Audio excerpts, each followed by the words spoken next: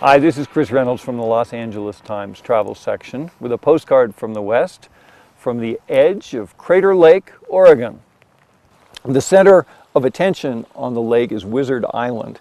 The island is a cinder cone in itself, so it's sort of a volcano within a volcano. Right on the rim of the lake is a lodge that is only operable for about 3 months of the year because they get so much snow up here. It's a great kind of old-fashioned log columns, National Park Lodge design. The lodge is full of pine and stone and has a bunch of great big fireplaces, which are very nice to curl up in front of after you've been tromping around either in snowshoes or hiking boots all day. Another element of the landscape in southern Oregon is the town of Ashland.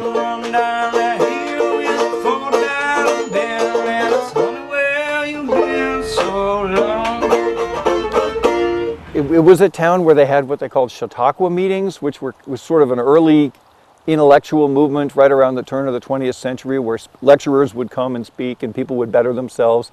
And somehow in Ashland that evolved into Shakespeare. And so by the 1930s, Ashland was the home of the Oregon Shakespeare Festival, and they started building theaters, and now they've got a complex of several theaters, including one outdoor theater that's sort of in the Elizabethan style, and a few indoor theaters. Lots of people come stay in Ashland for 4 days or a week, do nothing but see shows, and then turn around and go home again. Those people ought to get up into the mountains and see Crater Lake. The people up at Crater Lake ought to go down to the flatlands and see what's going on in Ashland. I think it was 1902 when the place was accorded national park status. It gets a steady stream of travelers, but it's not on the way to any place else really.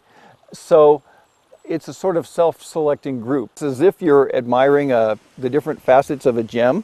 You're looking at it, except this is a 25 square mile gem that glistens differently depending on how the sun shines on it. And people are walking around the edge, looking at Wizard Island, looking at the different slopes, just to get a sense of this amazing interaction between the sky and the water and a great big hole in the ground.